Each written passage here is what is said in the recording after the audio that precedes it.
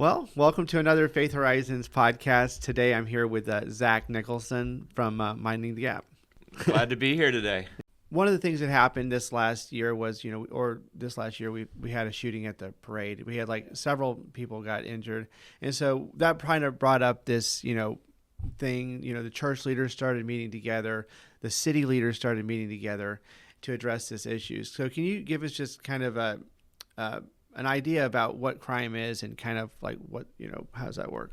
Yeah, obviously, crime affects every single person, young, old, black, and white. So that is definitely an issue out there that needs to be addressed. And a lot of people are talking about it, like you said, at the Kansas City Chiefs parade, the shooting that happened. And that really was just out there for the nation at that point in our community. Yeah. So it's interesting, some statistics that we've kind of ran into over the past number of years. We do a literacy program. We also do an after-school Bible club, and then we also do teacher support with Minding the Gap. We do 3 different things. Yeah. And one big piece, I had started working with the schools at a former church that I was with. They just kind of sent me in there to be a blessing to the schools, a liaison, and honestly, it was not on my radar, any kind of children's ministry type things, public school stuff. But as I got into the schools, I really started seeing the need in there just across the board. But one thing that really stuck out was literacy.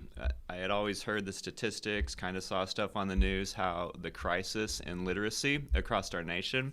But as I started to get into the schools and started to touch it and put faces with statistics, my heart just started to get gripped with it.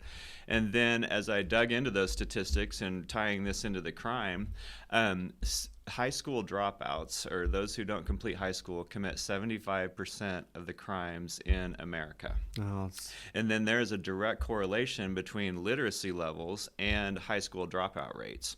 So there is a nationalized test that every 3rd grader takes, and then I think they do it in 8th grade and 11th grade. I don't remember the exact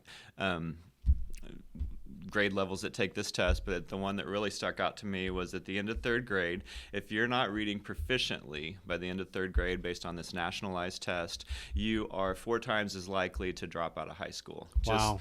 And what's really shocking about that number is only about 1/3 of kids in our nation read proficiently by the end of 3rd grade. Oh my gosh. Now, that is public school, that is private school. Every child in America takes that test, and only about 1/3 of our kids read proficiently at that level. It's crazy. Yeah, and so like I said, they have a 4 times as likely to drop out of high school, and if they drop out of high school, they commit 75% of crimes in America.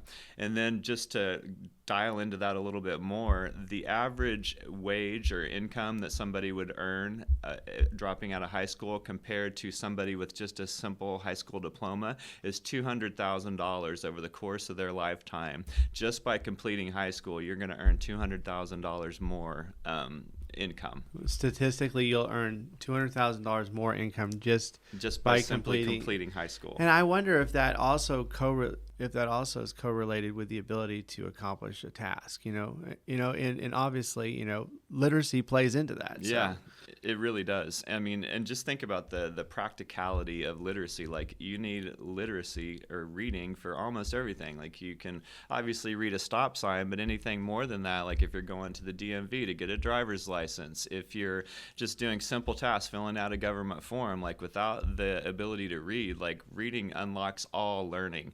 So you can dial in, like if you want to learn math, like you still need to read the instructions. So literacy is really the gateway to all learning and all education. Yeah. Okay. So, somebody had said to me, they had said that first to 3rd grade, or I guess kindergarten to 3rd grade, you learn to read. Yeah. And then from that on, you read to learn. Yeah. And so getting them to the reading capability faster is really the ticket to allowing for their learning growth later on in their life. So yeah, absolutely. And I mean, those key building blocks in those first years are definitely something that needs to be addressed and looked at. So That's so cool. Yeah. So you're saying that crime is directly correlated to literacy, and that was one of the main issues. Like, I've been to a couple of the different Christian summits that was brought up was this literacy issue, and I'm like, you know what? This is a nail that we, the church, can hit on the head really hard. And I know that you're doing it with Minding the Gap, and so anyway.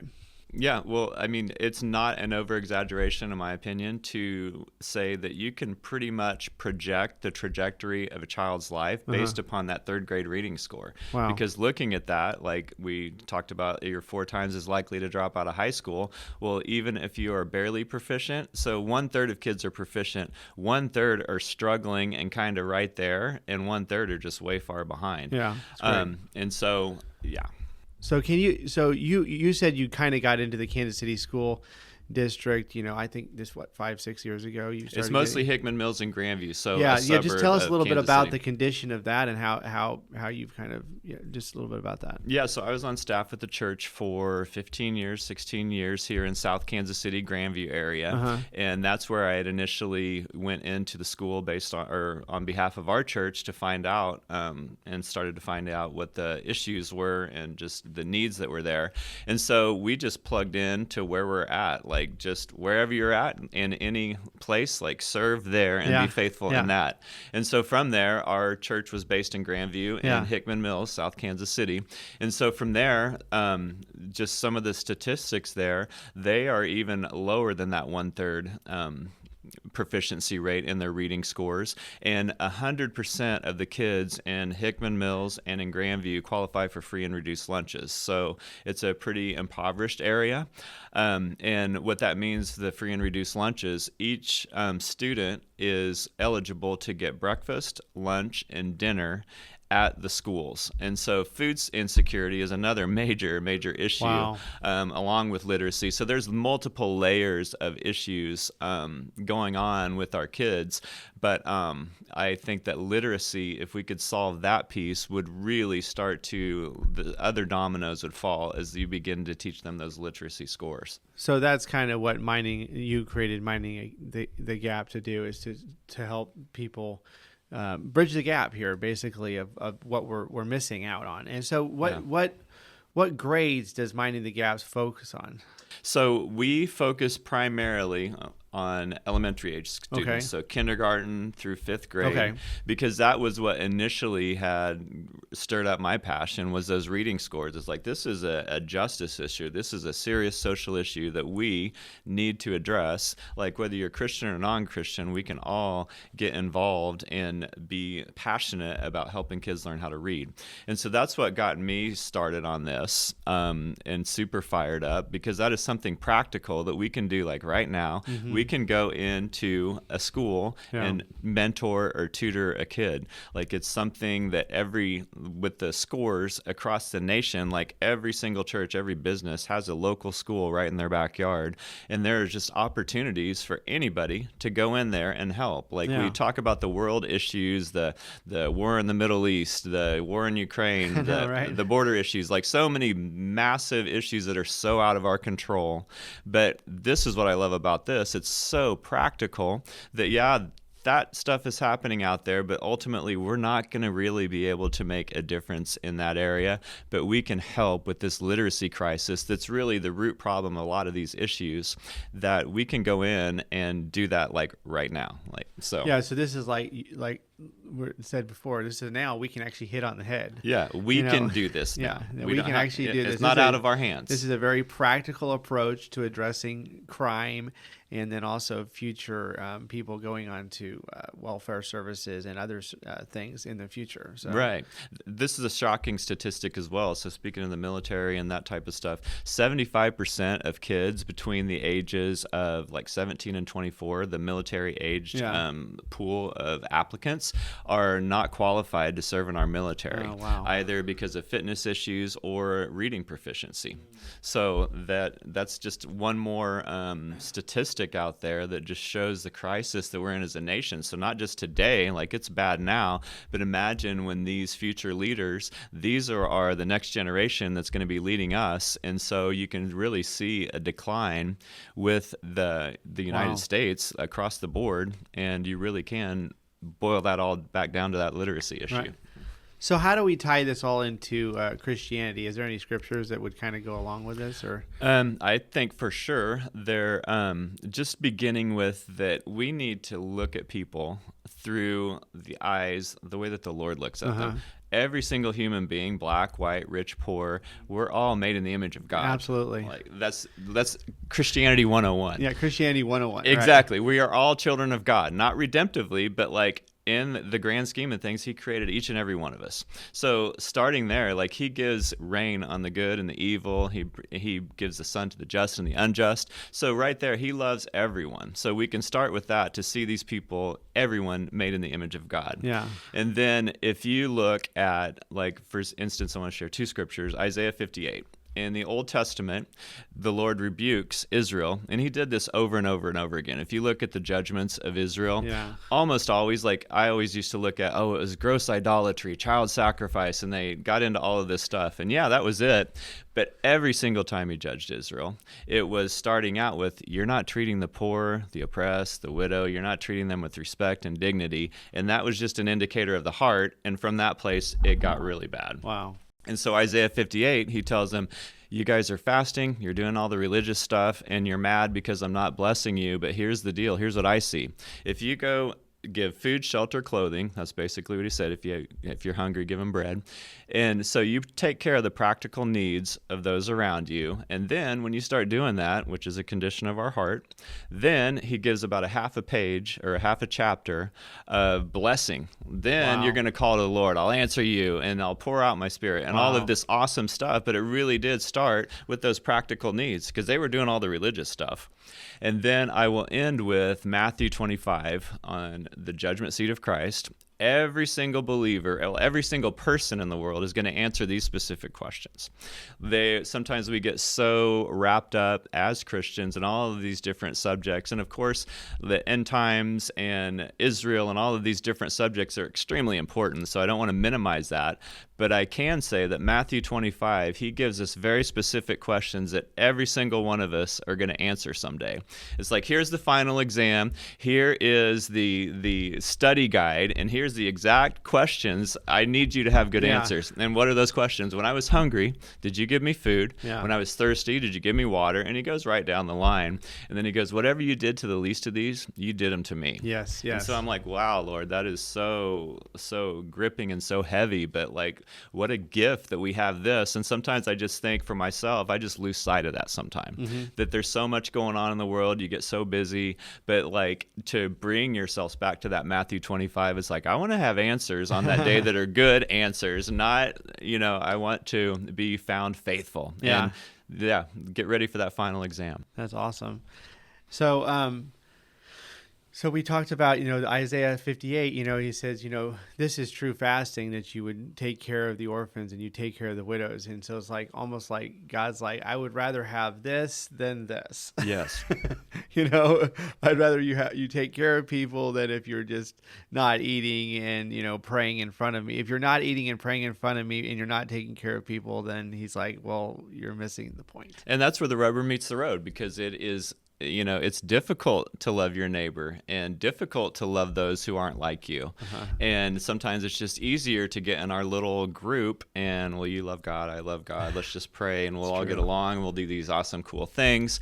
But touching the poor of the earth and touching just different people that are not like you and that rub you the wrong way a little bit, or if it's difficult, like we just don't sometimes like that as much. But that's where the rubber meets the road. Yeah, that's awesome. So, I know that Minding the Gap has three different things.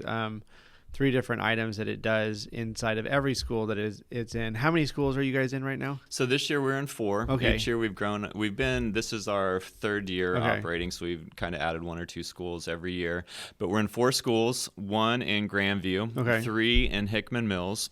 And the amazing thing about it is we've been invited to all of the elementary schools in both districts. Oh, wow. So it's just, the opportunities are just limitless because the needs are really limitless. So how many would you say you've been invited to so far then? Would that be like 15? I think 10? that there are probably 10. I think there's 5 or 6 in Grandview and 5 or 6 in Hickman Mills. So approximately, so you're only able to serve 4 because of your current capacity. Yeah, mostly volunteers, Okay. and obviously financing, but even I think that the volunteer pool is even more of a challenge than just the financing aspect of it. So when so you have 3 different things that you're serving. You're serving a literacy, which is a mentorship. You can describe that a little bit more. And then you have, I think you're serving the teachers directly, and then you're serving more of a ministry time in the evenings. So on the literacy aspect, the mentoring, and then the teachers, do you have to be a Christian to participate in that? Yeah, so Minding the Gap, as you said, we do 3 things. Yeah. So we do the 180 Bible Club, we do Building Bridges, which is our tutoring and mentoring program, and then we call it the Extra Mile, where we're wrapping around the school. The principals each year, when we meet with them on a monthly basis, just trying to get their goals and like, how can we serve you best? Okay. And they usually have 3 goals. One is attendance. They need to raise their attendance rate. You can't learn if you're not in school. Right. And then they want to raise their parental involvement, parental engagement, and then also obviously the school achievement. And so we try and serve, like, for instance, this is Teacher Appreciation Week. So with our Extra Mile program, we buy each school that we serve in a Chick-fil-A lunch. Oh, great. Yeah. During Teacher Appreciation, just like, hey, we love you guys. We know you're doing hard work. And rather than just saying a pat on the back and good job, we want to demonstrate it by our actions that, hey, we really appreciate you. Here's some Chick-fil-A. Yeah. And then we'll do attendance parties where we'll hire a DJ, and then the kids with the best attendance, however the teacher wants or the principal wants to quantify that, we invite them to a dance party. We'll buy them ice cream sandwiches, and so we make a whole big deal out of it once a month for the kids to get to school for attendance Wow, parties. that's awesome. So that's the Extra Mile. And then Building Bridges is what we call our tutoring and mentoring program. So we really do want to focus on those literacy scores. Okay. But at the end of the day, a lot of these kids just need someone to come and listen to them. Okay. A caring adult that's not a parent, that's not a teacher, that is just a friend, somebody safe. And so obviously we are trying to address that literacy score. We try and sit down with them, read with them, and work on some of the homework that the teachers are giving us to help with the kids.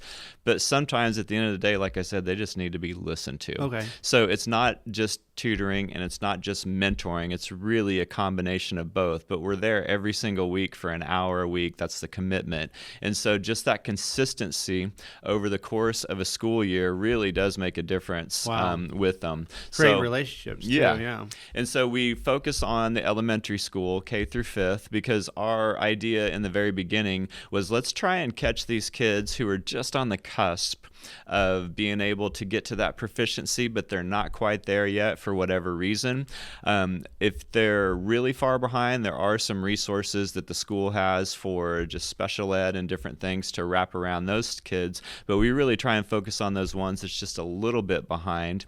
One of the things, this is probably 6 or 7 years ago, but my son was diagnosed with a mild form of dyslexia. Oh, okay. And we caught it pretty early, and really he just needed somebody to help him as he's reading, to kind of correct him and just listen to him read out loud. So we committed, for probably 6 or 8 months, I read with him almost every day, and I just thought, what an injustice this is, that I'm super grateful that I'm able to do this and we caught this, but like, what about the ones who didn't catch it? Or what about the parents who both parents are working, or maybe it's a single mom, they don't have the time to sit there with their child, and I'm like, that's such an injustice. And so we really want to focus on those kids before they get off too far. And then there's a lot of different ministries and resources for the middle school and high school aged students. So with our 180 Club, I'll get into that. That is what we want to focus on, because I just don't know. There's one other ministry that I know of that really focuses on schools and Bible clubs. Yeah. But that's what our passion was, to go after those, not only the reading scores, but also the spiritual aspect. Yeah. And so to answer your question in a long-winded way about, do I have to be a Christian to serve? So going back to the... Because you and I have had conversations about this before, you know, and exactly. And I just, that was one of the things I'm like, you've got 3 different areas of service here, so. Well, yeah, so that is initially how we got our foot in the door anyway to start a Bible club, is by doing these events that the principal said, hey, we need help with this. Yeah. Well, hey, we've got resources, we'll help. Right. And so that started to open up doors. And then the literacy piece, like that was just another no-brainer. Like these kids like are on a bad path, and hopefully we can get them out of that just by simply teaching them to read.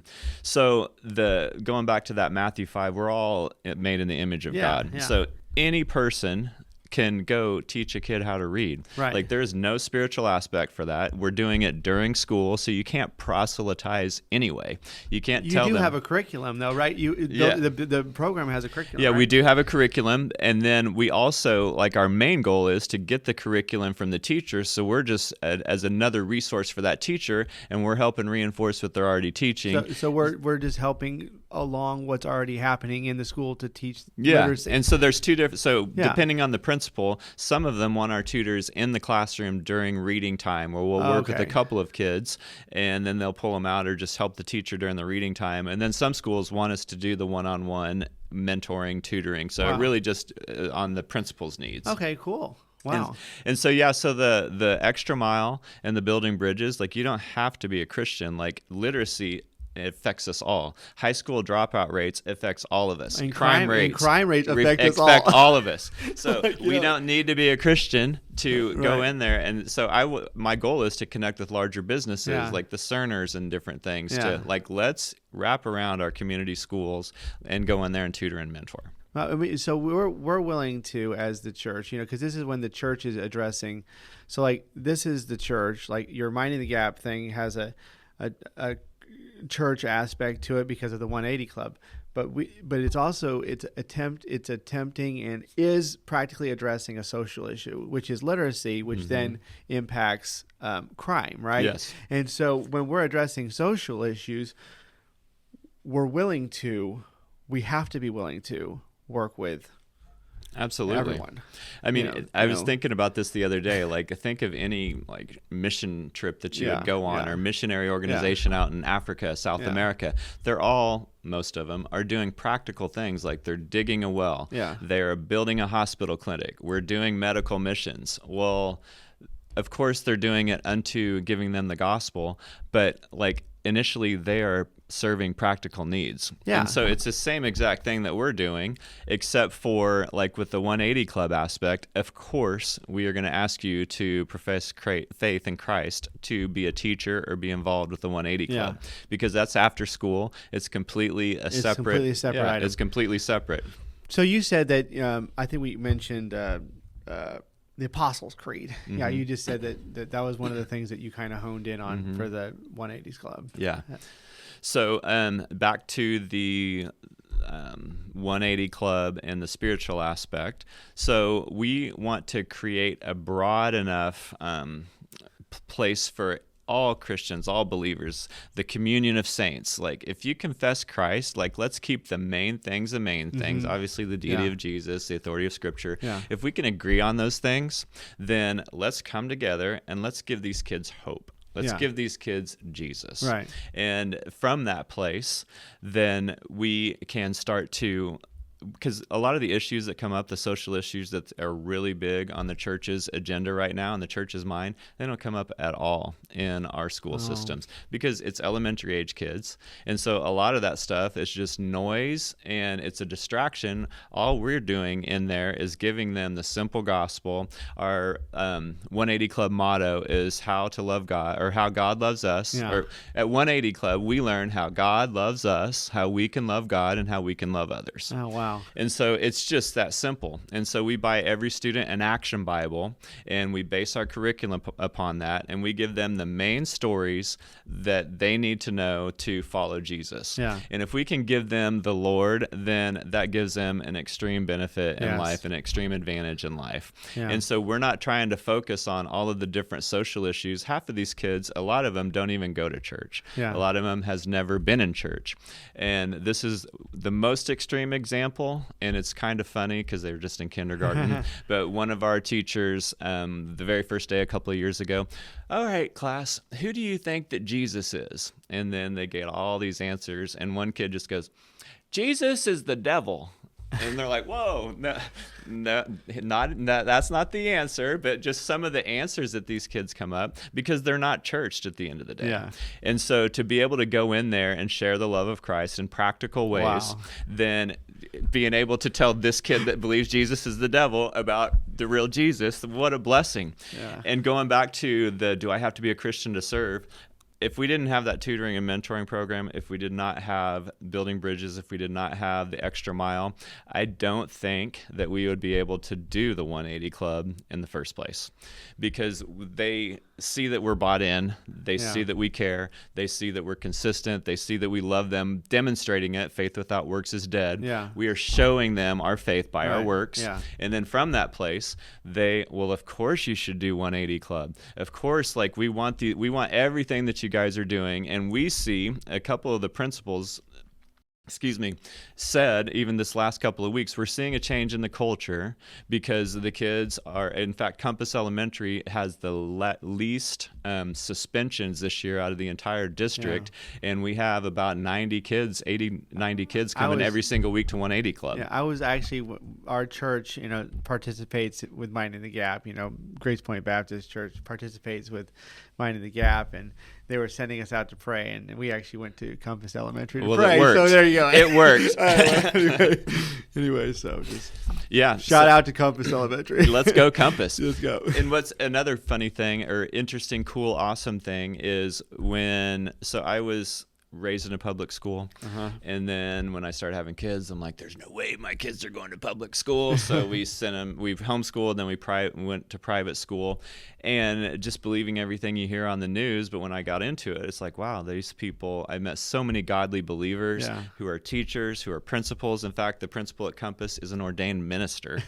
And so they see themselves as missionaries in the field. And so much of us, me, myself included, is just like, their guys aren't doing a good job. But when you get in there and you touch their lives and you see the challenges that they face and just how much they love the Lord and their faith is so genuine, and it's just awesome to be able to connect with them and support them in their mission. So kind of as an eye-opening experience, you kind of recognize an under-supported missionary organization. Absolutely, like a very large missionary organization who many of them are burnt out, just like missionaries everywhere. Yeah, and like we talked about, like the social issue that you're addressing is literacy, which affects crime, and that because you're able, you're participating with obviously listening to the principal and serving their needs and then serving the children's needs, then they're more than willing to allow you to do the 180 Club. Now, you had said to me that when you enter a school, it's like it's all or nothing. That's what you said, So and so really your selling proposition to the school is, hey, we're willing to, serve your teachers and serve your students in a very high capacity, but we also but with it comes this though, or we can't. We won't do it. Yeah. So when Minding the Gap comes into your school, we are coming with all three programs. Yeah. We are going to wrap around your school with the extra mile, and that includes a Chick-fil-A lunch for sure, once a year for your entire staff. Then the attendance parties and different things. We got a criteria, 4 or 5 different things that we promise to do for that aspect. And then before we'll go into a school, I personally want to recruit at least 3 tutors and mentors. Obviously, otherwise it's not. If we're not bringing Building Bridges, then the whole point is moot. And so at least 3 is a good number, but honestly, I think that's pretty weak. I would love like 10. We had 31 this year, so that's about 7 or 8 per school. Oh, wow. So that's a better number. I would still love to see that at 15 or 20 as we continue to grow. But we wouldn't start a new school unless we had 3 people that signed up, and we're doing Building Bridges. Yeah. So we bring those 2 things, and then of course the other thing is, we do an after-school Bible club, and that's part of what we do. Like, we're not parsing the 3 things up where you can have 1 of the 3 or 2 of the 3. It's like you get the whole thing. And honestly, we've never had any pushback whatsoever for 180 Club, which is still surprising to me. Yeah. Everybody is so thankful. In fact, even we've got this a couple of different times from a few different teachers. They will tell us that, hey, because 180 Club is a thing and Minding the Gap is a thing at all of these schools. Like the kids will say, we're going to church on Tuesday afternoon. We got church this afternoon. And so the teachers. You told me that. This is so cool. I'm still surprised every time I hear that. And that's at multiple schools. Like there's testimonies of kids calling at church at all 4 schools. It's like, we're going to church today. Are we doing church today? That's so cool. So, but we've heard multiple testimonies of the kids bringing their action Bibles to school, and especially during map testing, which we just finished, the kids are so stressed out that they're asking some of the teachers that they know are Christians to pray for them. So we talk all the time about, we got to bring prayer back in school. Well, prayer's happening in school. All we have to do is go be a blessing and let it happen. So these teachers are telling us that we're praying with the kids, and they're like, do you remember what you learned about 180 Club? And especially like in behavioral issues, like, is that really loving your neighbor? Yeah. And then, well, God said he'll help us in everything. Let's pray for your tests. And then, so this lady, Carla, was telling me that not only can we pray and share our faith with the kids, and another teacher actually said, we talk about Jesus in the classroom, because if the kids bring up faith, they can talk about it all day long. It's an open door. It's an I just open can't, door. as a teacher, proselytize and tell them about Jesus. But since 180 Club is such a thing, even the kids that don't come to it, they know about it. And so when they're talking about 180 Club, then they can talk about the Lord. And then one gal said, and not only can we proselytize and talk about the Lord to the kids when they bring it up, like even teachers are talking about it. Wow. So unbelieving teachers are hearing the gospel message, and it's really not the negative connotations sometimes that people equate with the church. They see people every single week that's invested, that they're getting to know, that are normal people who love really well, and they're just more and more open to it as we continue to show consistency in the true love of Christ.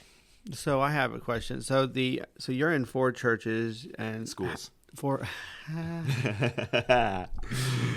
It is that much. Anyway, so 4 schools. Yeah. Schools are coming. Churches are coming. The kids are calling it church. Yeah, we have 4 churches. We actually do have 4 churches. You're right. Yeah. I stand corrected. Anyways, the kids are calling it church. Anyway, you have 4 schools, and what is are you actually filling the 100% literacy need in every school? Like, would you say on a mentor level, are you filling the full mentorship? Like, are you actually able to fulfill that with the current volunteers that you have?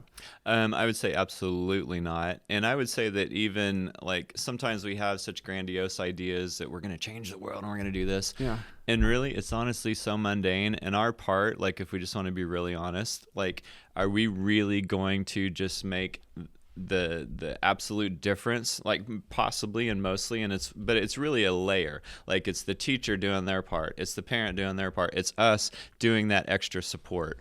And so what I'm asking is, can you add more people to mentor in every school that you currently have? Oh, absolutely. Like I said, we at least so want is 3. there a deficit is what I'm saying? Is there what I mean is like let's say they could potentially take, one school could potentially take 20 and you only have 4 there.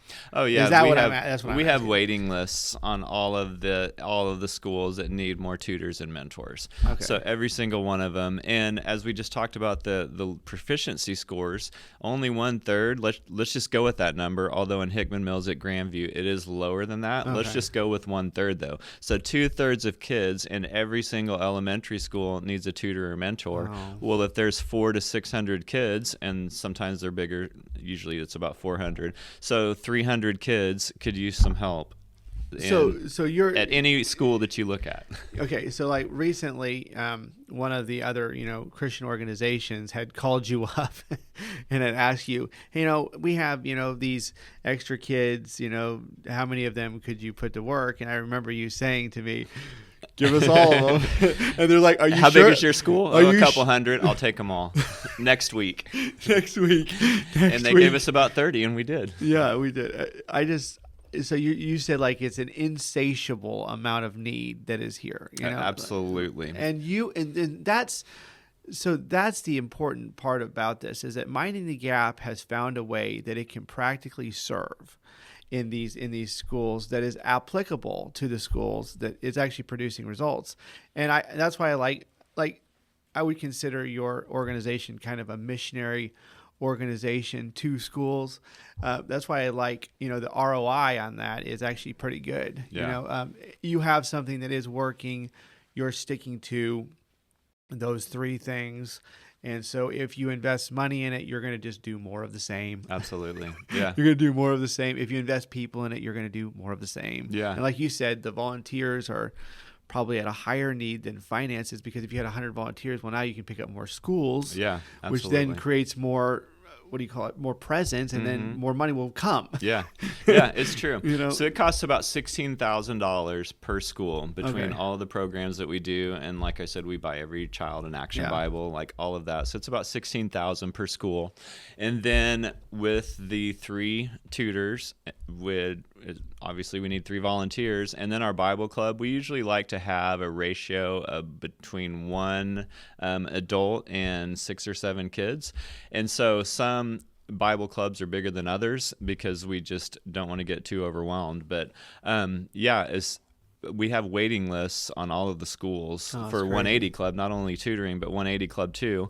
For instance, we tried to stick to that ratio, but at Compass and Warford this year, we just put out permission slips for 1 week. And so we gave them Friday. They came back Monday thinking, well, we'll just get a handful in, maybe 30 or 40 kids, and we'll just cut it off there and see where we're at with volunteers. And at both of those schools, like at Compass, we had over 100 immediately because we've been there for a few years also. And then at Warford last year, we had that cut off at about 40 or 45, and we gave out those permission slips, and within a couple of days, we're hitting 90. And I'm freaking out a little bit. It's like, oh, wow, this is awesome. Who doesn't want church growth?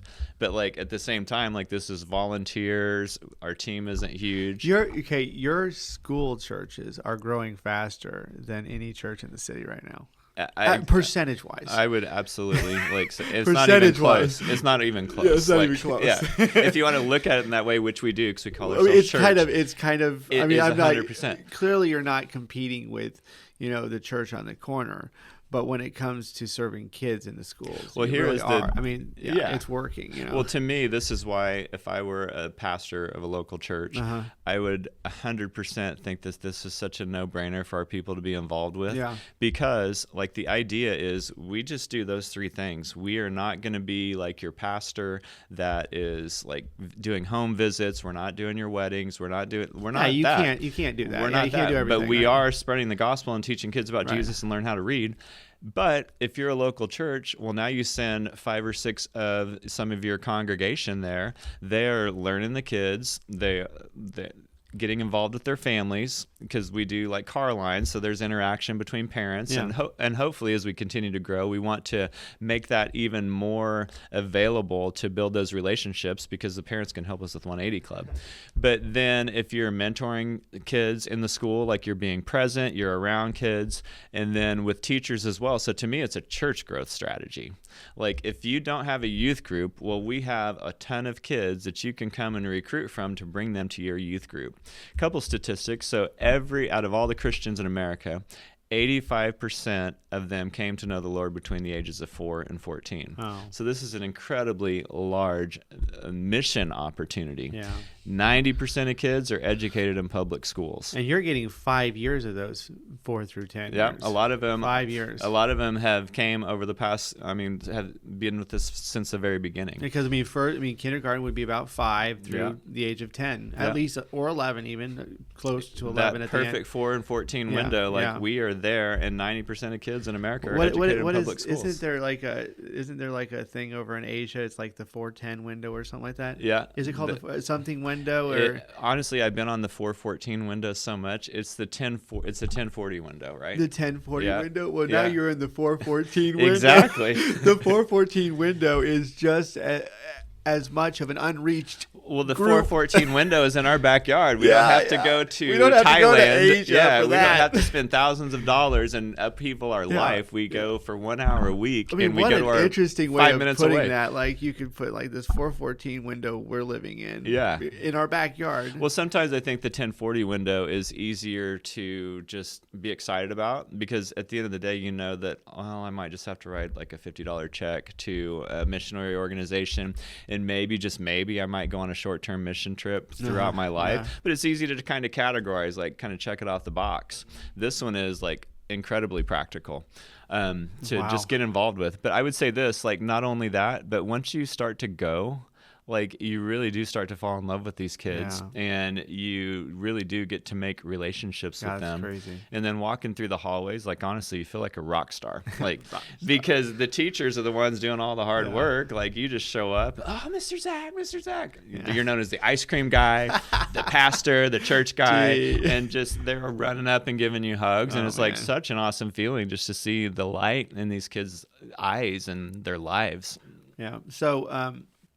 So going forward, what is the next, like, what is helpful for your organization? I mean, obviously money, obviously more volunteers, but what is the best way for you to connect with more volunteers? Like, well, I think that my goal over the summer, and this is the same goal every summer, but now I'm full-time doing this. So I'm not on staff at the church anymore. As of January 1st, I'm doing this full-time. So the goal is to really connect with more business partners to fund the different outreaches that we have, but also to connect with churches as well to fund, and then also to gather that volunteer pool. Base, because as you said earlier, like when that school called and said, hey, we got X amount of volunteers, how many could you use? I'm like, well, how many do you got? Like, I could put them all to work and all next week. Yeah. And so it's really just about getting our name out there, making relationships, because one thing that we have that I think is pretty distinct is you can come and taste and see. It's not some ethereal thing that, wow, this is kind of a cool idea.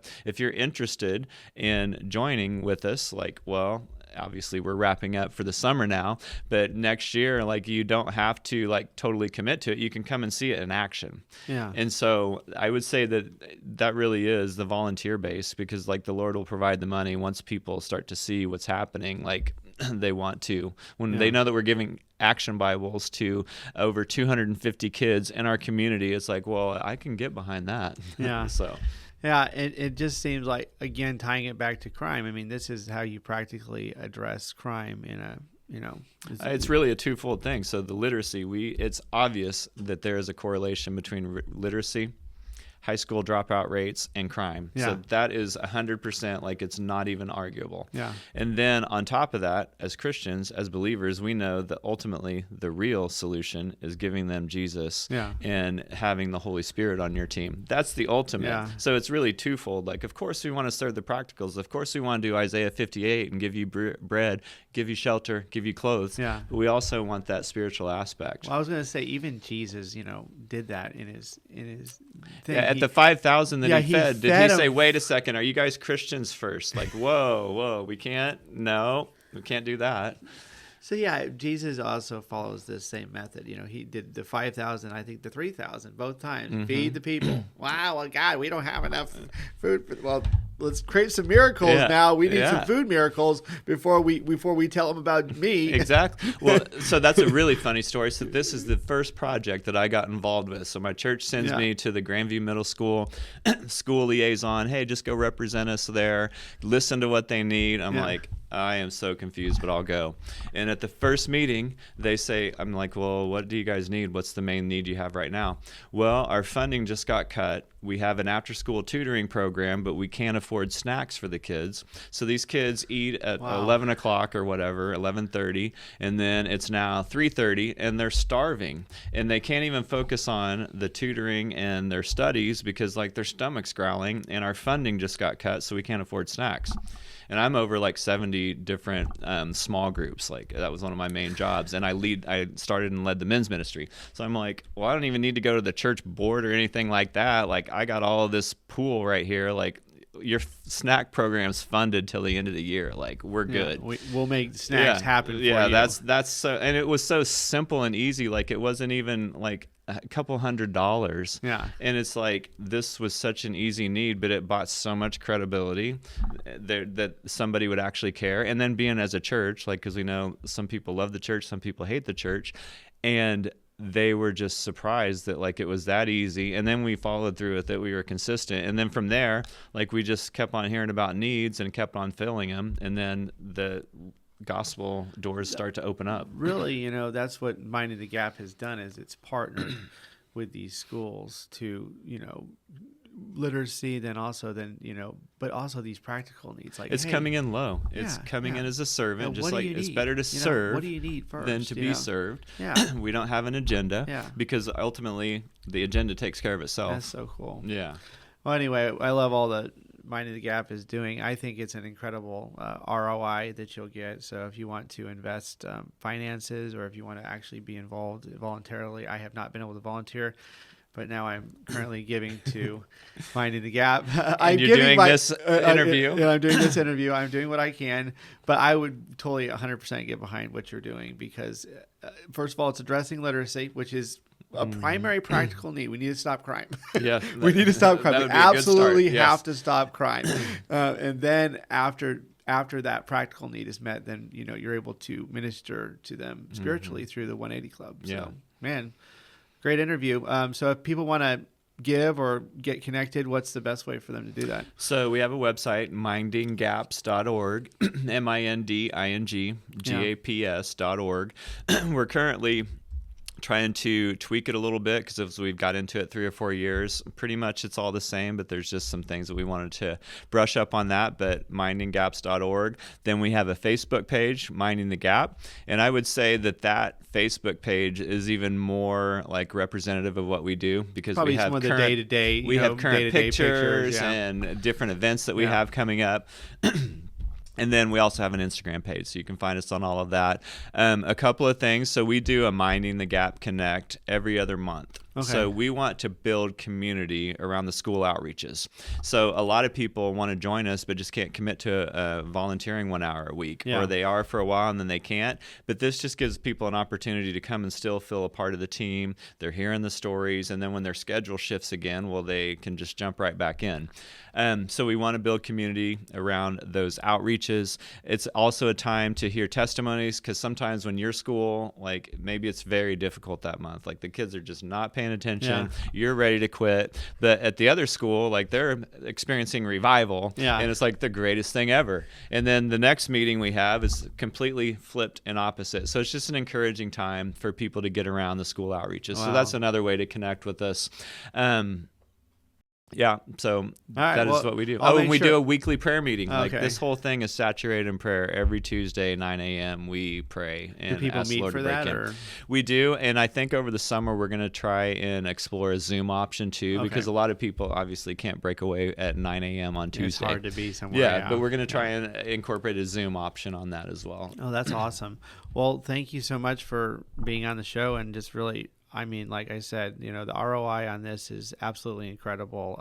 This needs to become bigger and bigger and bigger. Yeah. So, I mean, there's a lot more than 10 schools or 11 schools in Kansas City. A lot more. That's exactly right. The need is insatiable. A lot more. Yeah.